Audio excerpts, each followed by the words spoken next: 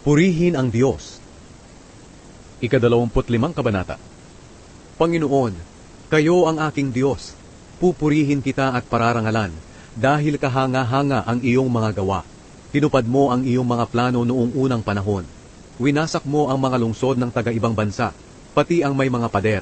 Winasak mo rin ang matitibay na bahagi ng kanilang lungsod, at hindi na nila ito maitatayong muli.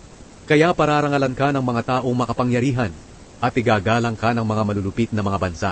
Ikaw ang takbuhan ng mga dukha, at ng mga nangangailangan sa panahon ng kahirapan. Ikaw ang kanlungan sa panahon ng bagyo at tag-init.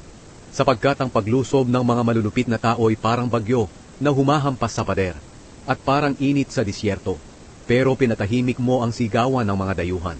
Pinatigil mo ang awitan ng malulupit na mga tao, na parang init na nawala dahil natakpan ng ulap. Dito sa bundok ng Zion, ang Panginoong makapangyarihan ay maghahanda ng isang piging para sa lahat. Masasarap na pagkain at inumin ang kanyang inihanda. At sa bundok ding ito, papawiin niya ang kalungkutan ng mga tao sa lahat ng bansa.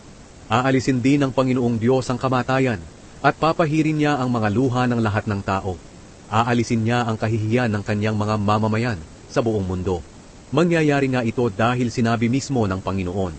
Kapag ito'y nangyari na, sasabihin ng mga tao, siya ang ating Diyos. Nagtiwala tayo sa Kanya at iniligtas niya tayo. Siya ang Panginoon na ating inaasahan. Magalak tayo't magdiwang dahil iniligtas niya tayo. Talagang tutulungan ng Panginoon ang bundok ng Zion. Pero parurusahan niya ang Moab.